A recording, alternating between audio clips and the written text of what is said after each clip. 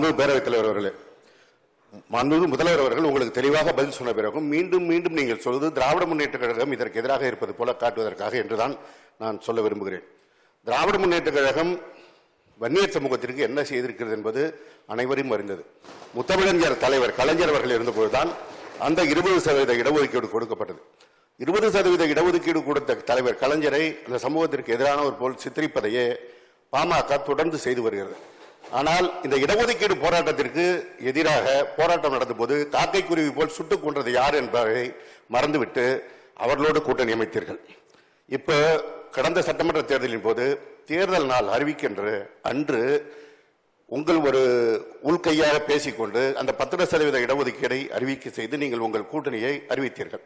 அந்த 10% அரைவேக்காட்டுத்தனமாக அவசர கூடத்தில் அள்ளி தெளிக்கப்பட்டது உங்களுக்கும் தெரியும். அது நீதிமன்றத்தால் நிராகரிக்கப்பட்டிருக்கிறது. நிராகரித்த பிறகும் நீங்கள் அவர்கள் செய்தது போல சொல்லிதான் தேர்தலை சந்தித்திருக்கிறீர்கள், பிறகு சந்தித்தீர்கள். ஆனால் 20% கொடுத்த திராவிட முன்னேற்ற கழகத்தையும் எதிரியாக காட்டினீர்கள். இந்த நாடாளுமன்ற தேர்தலில் அந்த 10% கொடுத்த அதிமுகவையும் கைவிட்டு விட்டீர்கள். எந்த சமூக நீதிக்கு எதிராக இருக்கிறதோ அந்த பாரதிய ஜனதாவோடு கைகோர்த்திருக்கிறீர்கள். சமூக நீதியை ஒட்டுமொத்தமாக நிராகரிக்கின்ற பாஜகவை இன்றைக்கும் தமிழகத்தில் தூக்கி பிடிக்கிறவர்கள் நீங்களாகத்தான் இருக்கிறீர்கள். எப்படி ஒரே நேரத்தில் இத்தனை விதமாக பேச முடிகிறது என்பது விந்தையாக இருக்கிறது. இப்பொழுது நடைபெறப் போகின்ற அந்த இடைத்தேர்தல் நேரத்தில் அங்கிருக்கிற மக்களுக்கு நீங்கள் ஏதோ ஒரு செய்தியை சொல்வதாக நினைத்துக் கொண்டு சட்டமன்றத்தில் பதிவு செய்வது என்பது ஒரு தவறான முன்னுதாரணம். இன்னும் சொல்ல போனால் பீகாரிலே உள்ஒதுக்கீடு தான் வழங்கப்பட்டது. அதுதான் நீதிமன்றத்தால் நிராகரிக்கப்பட்டிருக்கிறது. நீங்கள் இங்கே பேசும்போது மேம்போக்காக சொல்கிறீர்கள். மாநில அரசிற்கு உரிமை இருக்கிறது, இஸ்லாமியர்களுக்கு இடஒதுக்கீடு கொடுக்கப்பட்டிருக்கிறது, அருந்ததியருக்கு உள்ஒதுக்கீடு கொடுக்கப்பட்டிருக்கிறது. அத்தனை உள்ஒதுக்கீட்டையும் கொடுத்தவர் முத்தமிழறிஞர் கலைஞர் என்பதை நீங்கள் மறக்கக்கூடாது. பிற்படுத்தப்பட்ட சமுதாயத்தில் இல்லாதிருந்த கொங்கு வேளாள கவுண்டரை பிற்படுத்தப்பட்டவர்களாக சேர்த்தவரும் தலைவர் கலைஞர் அவர்கள் தான். மிக பிற்படுத்தப்பட்ட சமுதாயம் என்ற ஒரு அமைப்பை ஏற்படுத்தி அதிலே வன்னியர்களை சேர்த்தவரும் தலைவர் கலைஞர் அவர்கள் தான்.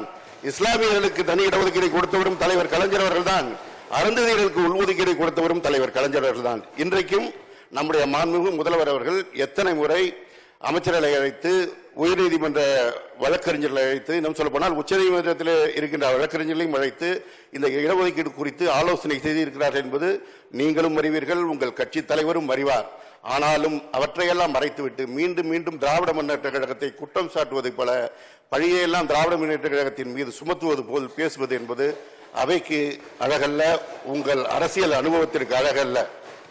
அந்த இடஒதுக்கீடுக்காக போராடியவர்கள் 21 பேருக்கு மணிமண்டபம் அமைக்கின்றவர் நம்முடைய முதலமைச்சர் அவர்கள். அந்த இறந்து போன குடும்பத்திற்கு உதவித்தொகை வழங்கியவர் முத்தமிழறிஞர் கலைஞர் அவர்கள். எல்லாத்தையும் செய்யறது தலைவர் கலைஞர் அவர்களும் இன்றைய முதலமைச்சர் திராவிட மாடல் முதலமைச்சர் தான்.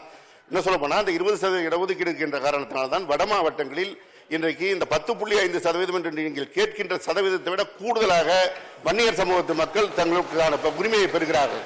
அத்தனை புள்ளி விவரங்களும் உங்களுக்கு வழங்கப்பட்டிருக்கிறது. இன்னும் சொல்ல போனால் டிஎன்பிசி வரைக்கும் புள்ளி விவரம் எடுக்கப்பட்டதிலே 10.5% தாண்டிதான் வன்னியர்கள் இந்த 20% இடஒதுக்கீடு இருக்கின்ற காரணத்தினால் பெறுகிறார்கள். நீங்கள் கேட்பது அதை குறைத்துக் கொடுப்பதற்கான வழியைத்தான் வகுத்துக் கொடுக்கும். இது வன்னிய சமூகத்தில் இருக்கின்ற படித்த மூத்த பல நிபுணர்கள் உங்களுக்கு கருத்தை தெரிவித்திருக்கிறார்கள். ஆனால் நீங்கள் புலிவாலை பிடித்து விட்டீர்கள். அந்த புலிவாலை பிடித்துக் கொண்டே போகிறீர்கள். புலியும் உங்களை விடாது, வாளையும் நீங்கள் விட முடியாது.